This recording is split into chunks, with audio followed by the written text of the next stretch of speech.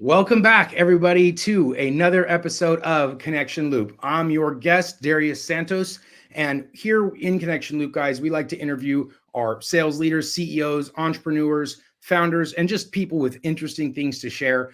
We are always trying to provide you guys either some, resource, some entertainment, some education, or some combination of all those things. So we appreciate your views, and if you guys have any questions, as always, we'll give you the opportunity to reach out to our guest speakers here. Of course, we ourselves are always available.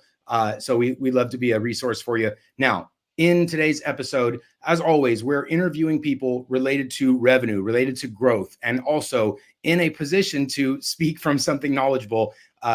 Guys, I have a special guest here with me, Tom. Tom, I'm going to have you introduce yourself. Tell us a little bit more about what you're doing, what you're up to right now. And then the topics we have covered today, as always, guys, is going to be something valuable for you. And it's a 3-element kind of strategy overview that we're going to cover. Tom, take it away, my friend. Yes, thank you, Darius. I appreciate it. Hey, everybody. My name is Tom Parbs. I'm the Vice President of Sales here at Haas Alert. I've been a student of sales and a servant leader for the last 22 years. In this industry, work very closely with many organizations, a lot of coaching and mentoring in my free time, especially around diversity, equity, and inclusion. Have been ranked as one of the top 25 most influential sales leaders several times. And again, with a part of those groups, just part of many cohorts where, we're just trying to get better together. And I'm hoping this conversation today leaves everybody with some nuggets that they can be a little bit better today than they were the day before. And they stay on that path for as long as they can. Love it. Right on, brother.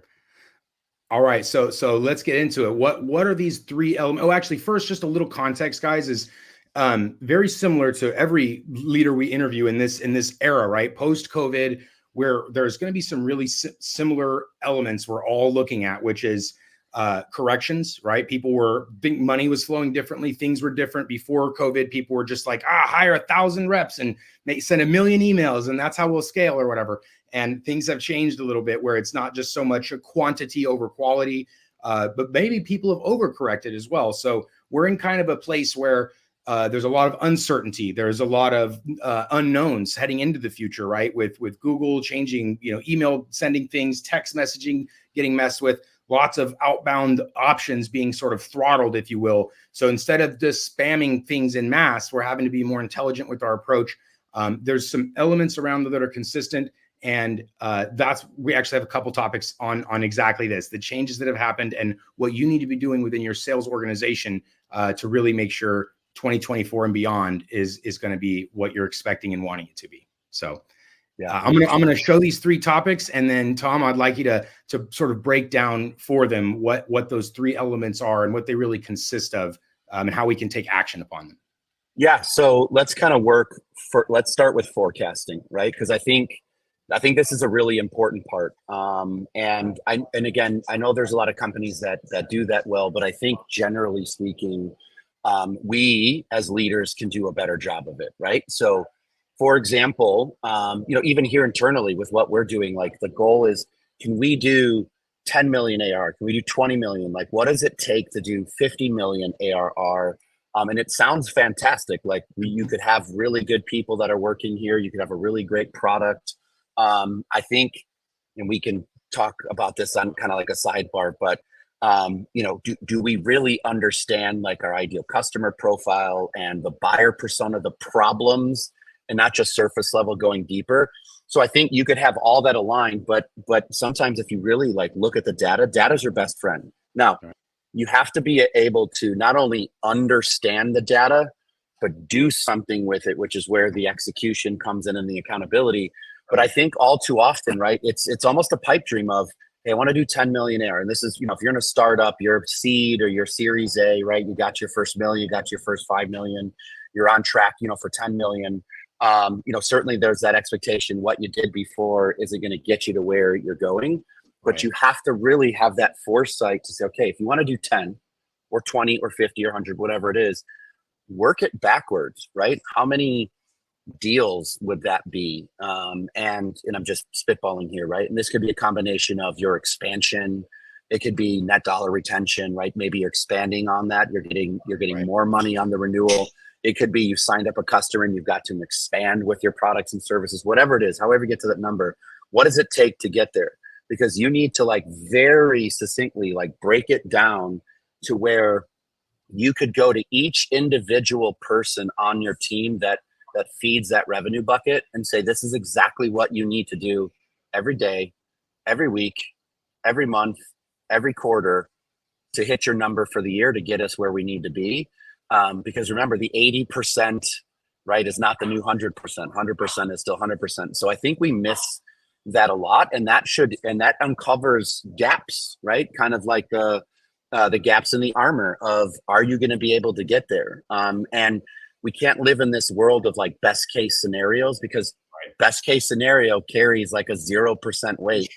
And salespeople do it, sales leaders do it, companies do it, of we've got these pipelines and, it's full of best case, and then nothing is coming in. And are we actually hitting our forecast? So I think if we're, kind of a theme we use here of, can you aggressively scrutinize your forecast and your plans to get there?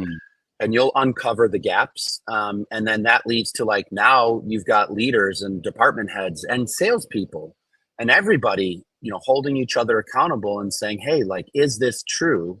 Right. Kind of like we keep it simple. Like, is it legit? Right. Could be the right company, could be the right people, but is it legit? Does it have all the things that we know are going to end up? We can say with a great certainty, this is going to happen. It's going to become revenue. We're going to get that expansion. We're going to get that renewal. We're going to hit this number that we've forecasted. Right. And then you can just build, right? Things change, but you can build and you can adapt very quickly. Kind of in the Marine Corps, when I was in the Marine Corps, we called it Semper Gumby, right? You can be flexible, but you're always looking ahead. You're playing chess, not checkers. Right. But it's like prior planning prevents poor performance. And so when you really dig that deep and scrutinize it, aggressively scrutinize, hold yourself accountable, you could forecast better. And then you'll find 80% doesn't have to be the new 100%. You can get to 100%. Your reps can meet and exceed quota. Your departments can meet and exceed quota. And literally you as a leader can meet and exceed what you want, which obviously if you're in, if you're not IPO, that helps in having a better business case for your investors if you're trying to raise capital.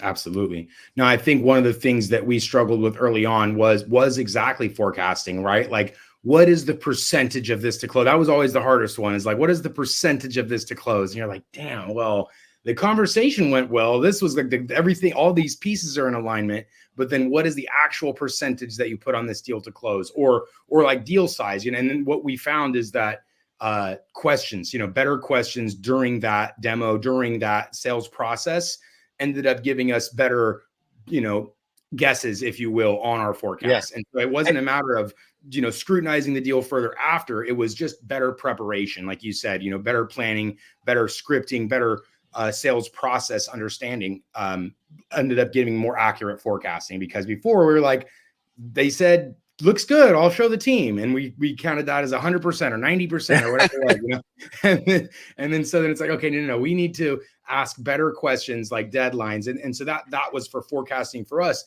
And for some of our clients that we've worked with as well is very similar, where they didn't have an exact percentage or even exact deal amount tied into these forecasts. And it's like, okay, well, we're not getting what we need to out of those. We need much more accurate forecasting in order for it to really be useful. So it's 100%, right? And that's the same thing. So when we're doing it as leaders, right? And as we're here to kind of serve and support, our people, at least in my opinion, the way I operate, I work for my people versus the other way around.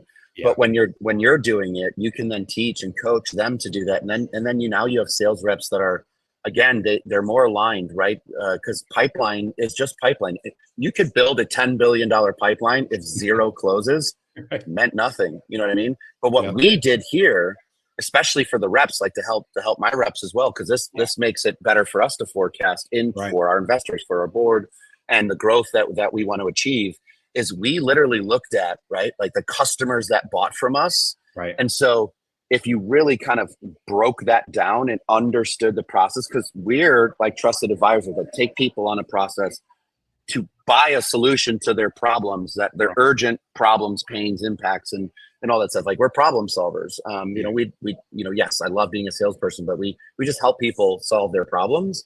So we literally like think like a Lego set, like broke it all apart and just really understood the mechanics of how these types of customers, because we have customers in a couple different industries, right. while each one might have a small nuance, the process is almost similar. Right. So give you an example, if this is helpful for the listeners, right? Like a large fire department, really large fire department.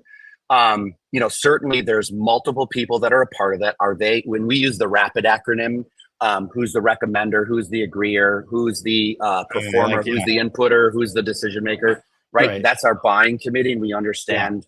And I could go further down the loop. That's why, again, I know you're going to share it at the end, but you know, people can connect with me. We can talk more about this. I love geeking out on this stuff. No, me too. It's awesome. But if you break it down and you understand the process that, hey, most of the times it's over X amount of dollars for a city that size, it has to go to city, a requisition has to be created. So you start to break down, that's kind of, you can summarize as the paperwork process. So when you understand that and you're aligned with them, kind of like the Safari guide, you're going to take them on that journey with you where they don't feel they're being sold. They literally see you as a trusted partner. You can actually forecast that better with greater certainty. And so we, again, keep it simple because we move at lightning speed. I don't like check mark boxes because people just check the boxes, but don't read it. But I don't know if you've ever read the Checklist Manifesto, but like an airplane pilot who could have been flying for for 50 years, they literally go through a checklist. So they don't forget anything. That's a great book. If you've never read it, I kind of live by it. So we create this checklist. So the more check boxes you have, then the better the stage it should be in. And that helps it move through the stages. So when we get to the point where it's in a stage where we can commit, literally it's ours to lose. Or again, we can hold each other accountable. Hey, you didn't actually have these things done. That's why it didn't close, and it shouldn't have been in the stage in the first place. And hey, let's again scrutinize it. Let's make sure it's legitimate pipeline with legitimate momentum. And if we're missing things, it's our job to go get it. So we can move them closer to the finish line and create that customer relationship with them.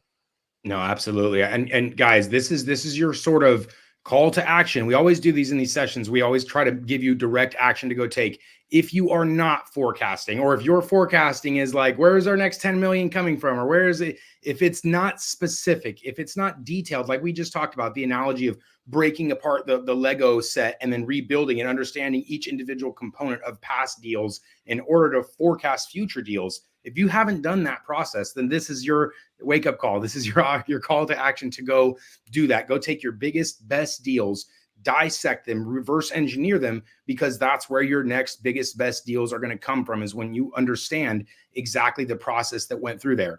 Hopefully it wasn't just like a luck, whatever, flash in the pan sort of happenstance. And you're able to really articulate some valuable steps, processes. And like he said there, when you actually are telling your next deal, here's how this process is going to work. We've worked with other organizations, and now all of a sudden they're like, wow, you guys are pros. You guys are the consultant. Just take the reins. That's an awesome experience to have once you're experienced in selling a solution into a given vertical persona or ICP. I've experienced that myself as well, like with higher education, where they're like, okay, well, I don't know, we got to like get a budget or something. Like, yes, you got to go contact your dean of this and get your budget from there. And then they're like, oh, wow, you know our whole system. And I'm like, well, they're the same system. So yes, absolutely. Reverse engineer for better forecasting.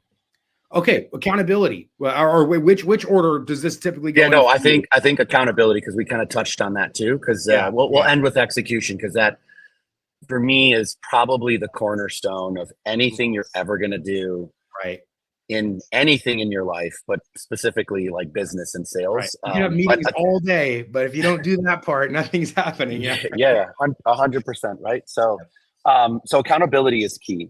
Because we kind of touched on that. So when you start building in that accountability to your pipeline and to your forecasting and to your processes and stuff like that, but you're also accountable, you as a leader.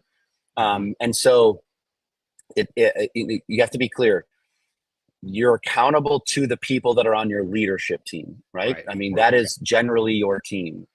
but you're also accountable to your people, right? And so I think it's important that when you are accountable for your actions, so it's away from forecasting, but when you say what you mean and you do what you say, when people want to make, like, they want to know that that you're listening to understand, that you're hearing them, that you're taking action, right? There's accountability in our actions. And so, again, for whoever's listening to this, right? I mean, like, it's sort of like you are the North Star for your people. And of course, obviously your company, your CEO is going to be the North Star for the company and the mission and like the path and stuff that you're on. But look, I think it's important that, you set the example. And I prefer to set the example. But we here, like at our organization, we hold each other accountable. Hey, we said we were going to do this. Hey, these are things that we want to take care of. This is a direction that we want to go with the company. And are we executing on those steps? But we really, like, accountability is key. And again, it's not micromanaging people, Right. to that point. It's letting people know, I'm here for you. I'm here to support you. Like the folks that I have the privilege, and over the years, but even especially today in the organization I'm with, that I have the privilege and honor to serve. Right. They know, like, come hell or high water, I got their back. Right. Right. And I'm going to make sure that I'm there to support. And it's not lip service. Like, I'm literally there. 8 o'clock at night, 9 o'clock at night. It's on a Sunday. Yeah. And that's the last day of the month. And hey, maybe a second voice might help. I've been texting with this person. Right. Can you help me, Tom? I'll be there. Right. Yeah. Like, literally, I'll be there. But again, I think accountability is key. And so it's easy to say, yes, I'm accountable. But I think we need to self-reflect and, like, are we truly actually holding ourselves accountable to the things that we know put us in the best position to be great leaders, and great example setters? And then more importantly, are we holding ourselves accountable to the actions that we should be taking to ensure that we're supporting and empowering, the people that we serve, right? And so, and that accountability comes from, at least my position and my take on it is, I as a servant leader, I don't look at my title or my role as a position of power. It's a position of empower. And there's a lot of accountability in that, and making sure that you're empowering the people that are around you. Yeah. And look, if it's really selfless, but even if you're looking at it selfishly, like, most leaders, the better your teams are doing, the better it is for you. Yeah. So it's like a big echo chamber of positivity if you're just doing the right things and holding yourself accountable to, like, be right for your company, with your leadership teams, and of course with the people that your company wouldn't be anything without those people, right? So it's like you're all in this together. And can you hold yourself accountable to that one band, one sound? And don't just, I think some people may say, yeah, I appreciate accountability. I do too, but I still self-reflect on it. It's intentional. Right. And if you are intentional about it, then you'll find that you can use accountability. And this will happen at accountability to good data. Yeah. No BS, right? Garbage in, garbage out. Like, be accountable to good data, be accountable to forecasting, and be accountable to doing the things that you say you're going to do. Take the actions, right? Be accountable that you're taking those actions. And then be accountable that you are giving 100%. I don't believe in this whole 120%. I don't know what that is, because you can only fill a glass, right? 100% of the way up. But and that's where that self-reflection is. And it's, in my opinion, has always been a game changer, because just the byproduct of that is other folks kind of follow suit. And again, you find that you can grow together better. You can fail together better, but fail forward. It's a good environment to be in, even if things aren't going as well. Right. The ship is rocking, the seas are stormy. Seas are stormy, right? But you're all hands on deck. We're in it together, right? 100%. And you're shoulder to shoulder fighting the fight. You know what I mean? So I think accountability is always key. It's such a shift in what happened years. I mean, like, we look at the media, like Boiler Room, or like movies about sales, right? In the 80s and 90s or whatever. It was a totally different world than what it is today. It was like numbers, pressure, volume. You got to bump those numbers. You got to get what it's like. You didn't make enough calls. You didn't say, you weren't aggressive enough. And now it's shifted where it's totally the opposite, where sales leaders, like it's, what happened here? Like, let's take a look. How can I help? Versus the like the bad parenting versus good parenting. It's like the cultural shift that happened in our society has also kind of shifted into business as well, where nobody wants to be like the pressure, like just like the like kind of terrorizing parents or whatever, like they're abusive or something. That used to be the workplace, common in the workplace. And now we realize, wait, so employees don't appreciate that. Clients don't appreciate that. So nobody appreciates that. So why was it there for so long anyways? And so I personally appreciate the shift that's happened, where we're like just more conscious, more serving, more humble, more, and just more willing to help other people and it's not completely selfless either, right? It's we're helping them to help ourselves, to help our organization, but it's kind of just like the way humanity needs to work in general. Like we all need to help each other, because that's how we're going to rise, or we're going to do what we've done for thousands of years and just kill each other and go nowhere. It's interesting. It's funny you bring up okay, so I didn't work in a boiler room, but that's how I got into sales. Like I worked on Wall Street. I was banging the phones, and was a pretty rocket ship ride to the top, becoming a managing director, overseeing 150 people. Just in my mid to late 20s, right after I served in the Marine Corps. But that's where I learned what not to do, because I took this like military discipline approach, and then it was like, get on the phone, do this, do that. It's like you have to listen to what I say, and then it was like, yes, we made a lot of money, but was I was not the person that I should have been.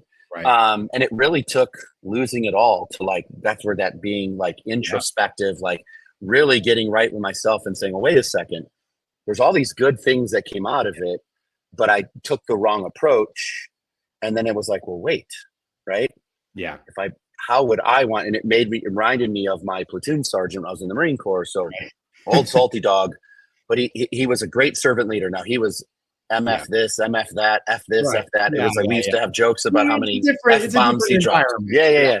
So this is, like I said, this is over 20 years ago. But then I started realizing that, and then even though when I got, when I left that industry and got into another industry, I was really just doing it on my own, but it was like rebuilding from the ground up. And I found, even though I wasn't in a position of title, right, I was an individual contributor, I could still be a great leader. And by doing that, again, like positivity breeds positivity. And I just noticed more and more people. And then soon organizations found that, hey, wait a second, here's a guy who's military background, has been a leader, built companies, he's killing it as an individual contributor, but taking time out of his day to selflessly help others. Maybe that's the right kind of person. And to this day, despite my title, I literally do the same exact things that I asked my team to do. I'm doing this interview with you. I'm literally sitting on the floor where I sit. I don't have a cushy office. I sit on the floor.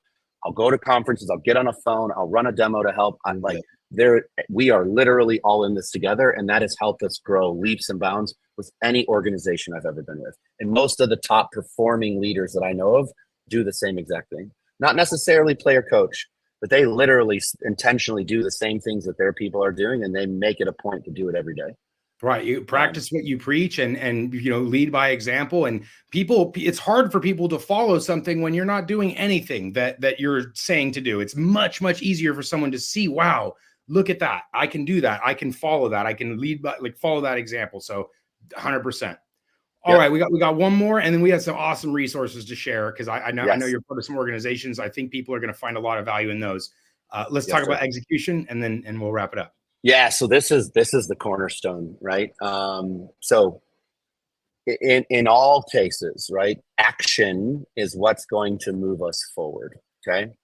And there's an analogy that I use here, and I've used in many, which is folks that I work with. It's easy to kind of do mental gymnastics of what could be.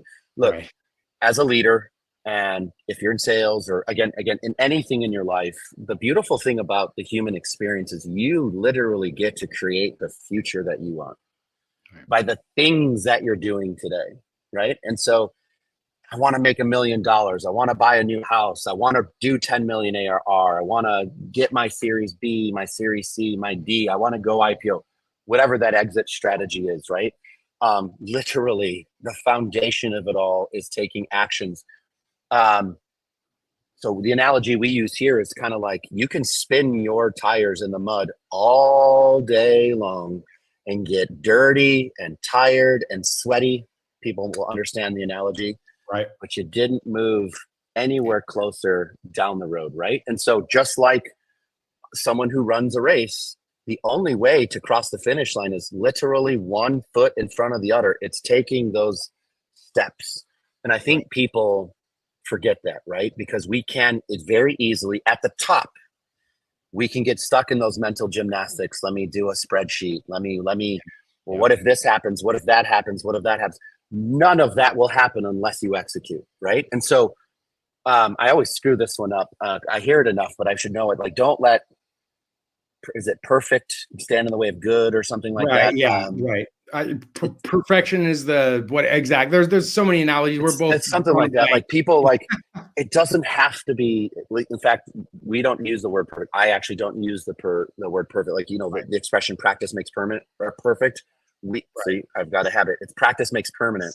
Right. And so, some people will obsess over like the perfect plan, the perfect script, the perfect strategy.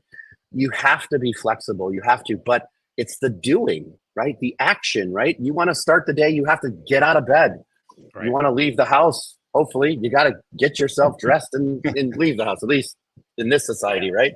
But it's everything we do is action. And that needs to be like the drum that you are beating. Like you need to see that drum, like your reps beating that drum. You have to be beating that drum, right? And again, when you get into like, again, at the leadership level, when you start talking to VPs and SVPs and CROs and anyone with a C-suite type title, it's easy to fall into the trap of let's have a meeting. Oh, we had 20 meetings today and we talked about this, and a lot of it's mental gymnastics. Where is the execution? And if and that is important because remember we talked about forecasting, the idea, right? The market you want to go into, the money you want to raise, the path you want to take, right? Like whatever it is you're doing, all of that when you're looking at data or you're formulating, like in the Marines, we call it a battle plan. Like we just didn't run into things willy-nilly. Right, yeah, you just go. Like we created like 5-paragraph orders. It didn't have to be perfect. We planned what if something happens along the way so I can shift. That doesn't take us off from accomplishing the mission. It's the same thing in business, but you literally have to like do it. And I think even down to the fundamental level, why you see a lot of reps that aren't necessarily, and this doesn't mean just make a lot of calls. Theoretically, you could just make a lot of calls. So eventually something will stick. You might get lucky, right? But I mean, you've heard that, it's a contact sport. But that's where like you'll burn yourself out. But like literally the doing, I would take somebody that didn't know what they're doing, but they'll pick up the phone and just execute until we get it right. Then somebody that will just sit back and say, well, let me do all these what ifs and all these things. And that's what we kind of touched on when you're talking about forecasting. Forecasting is really just mental gymnastics. The only way that forecast comes true is you're accountable to it and you've executed and you have execution plans for every important piece, your people that are a part of making that whole plan come into place. And you have to execute. They have to execute. You literally have to take action. And that's my biggest thing. I think, that like, that's the foundation of everything it is. And, I see that a lot in startups and it's, and this is like the world I love and I live in. It's always a challenge. It's exciting. It's full of amazing wins and, it's got heartache too, but, but that's what makes it, interesting. It's not, blasé. But I don't care how big the company is. Google, Apple, right? They execute, right? So you're just starting your company. You're thinking about starting your company. You're a startup. You're seed money, or maybe your Series A. Execution, execution, execution. Let the data guide you to how you need to change, right? So it's unbiased, and hold yourself accountable to it, and you'll find your forecast better, and you'll hit that number. So execution is key. I love this, man. I love how these three elements really come together. I hope you guys feel motivated from this. I know I do, because the mental gymnastics, they feel good. It feels like it feels like you're productive, and they can be. It's essential. It is a part of what you're doing, like planning your workout, planning the battle, planning the strategy. But don't get caught up in it, because you do, at the end of the day, you got to go take massive, massive, immediate, and intelligent action. You can't just send 1,000 phone calls to strangers, right? Can't sell dog food to cat owners. So you got to be really strategic, and that's where the forecasting comes in. But don't fall into that trap. I know I'm guilty of that as well, where you can spend all day talking about some really cool stuff and building some things, but then you have to go get your feet on the ground, hands dirty. You got to get out there. Even as leaders, guys, you got to go take action. You got to set the example for your reps, for your team, for your organization. So don't think that your title or the work that you've done will set you above that. You know, maybe we should all take a look and just come back, get back on the ground level for a while, see how our people are doing, and what we can do to retain our champions, what we can do to boost our people that need help. Forecast, accountability, and then don't forget to execute. So awesome. Well, we have a couple of resources here. Just to wrap it up, guys. Let me go back to my banners here. Tell me a little bit about the organization that you're a part of, where it was originally tell me The and AAISP. Yeah. So yeah, and this is who they are now. Yeah, Emblaze. They're for a couple years ago they rebranded under Emblaze, and it was formerly AAISP, the American Association of Inside Sales Professionals. Don't let the name fool you. It's a global community, 65 chapters around the world, over 40,000 members that are part of it. I actually am the president of the Chicago chapter, which was the very first chapter that was ever started. Wow. So I've been a part of that for a very, very long time. And then prior to COVID, through a lot of my connections there, and just obviously in the sales world, I was introduced to Pavilion when Pavilion was just starting. I've been an executive level member for Pavilion for a long time. So look, both of them have chapters probably local to you. They have Slack channels. It's not, honestly, it's a small investment. I can't remember what it is. It's maybe $1,000 a year for Pavilion, and I don't know, a couple $100, maybe less, $100 a year for Emblaze. They may have changed it. I don't know. Like I said, I've been doing it for so long, it's just habit for me. But look, they have amazing Slack chat groups. You can get into cohorts. You can bounce like-minded people at all different levels. I have my team. I always make sure my team gets a membership to Emblaze anytime they start here. They have tons of resources, free white papers. You get to read things from like folks, Darius, like you and I, like we can write things. There's video takes. Pavilion does the same thing, but they have these courses you can take. I've taken CCO classes, CRO classes, forecasting strategy. I've taken classes like as if I was an SDR, like I was an AE, because I know I don't hold a monopoly on great ideas. And so it's like, and then, you get these cohorts and these groups that you're a part of. So it's just, honestly, it's things that have been critical for me. And I've suggested to my people, I know a lot of people that do the same thing. So they're just really, really great resources. I would suggest checking them out. I don't work for them. I don't get any referral fees for them. It's just, it's helped me be a better me, so I can be better for the people that I serve. I always encourage it, but even, and I know there's plenty of amazing organizations out there, especially for like women in sales and diversity, equity, inclusion, which is near and dear to my heart. I want to break those glass ceilings. I want to break down those doors and those boundaries. Right. I have daughters. I want to make it better. So, I think that the goal, I would say, I love these two groups, but I know there's a million of them out there that are really amazing. Take advantage of it. Be with like-minded people. It's the only way we're going to grow. Right.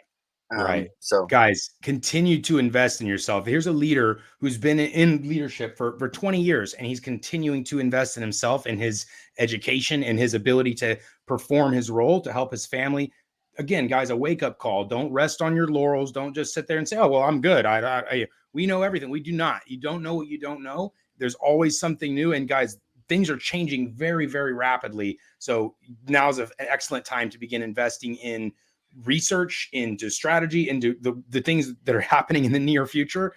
artificial intelligence. Like, guys, things are changing. So if you have not been investing, and I'm not talking about going back to college necessarily, I'm saying investing in directly into your leadership career, into your sales, into your revenue growth intelligence, this is the time to do that, because we're in a flux right now. We're in a time of rapid change, and you want to start getting ahead of the curve. You don't want to wait till changes have happened and all of a sudden you're years behind. So take action now.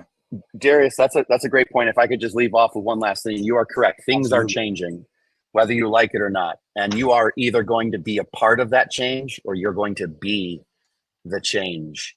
And that's the model that I live by in my personal life. Be the change you want to see in the world. So that's what that's my takeaway for everybody today. Hopefully they got some good nuggets, but be the change you want to see. Amazing. Tom, appreciate you, my friend. Everybody, thanks for tuning in. If you guys want more information here, I'll show his LinkedIn one more time. He's happy to help, guys. These organizations that he's shared as well. It's just a reminder: invest in yourself, invest in your team, your people. Ultimately, your own life is at stake. So, thanks, everybody. See you next time. Thank you.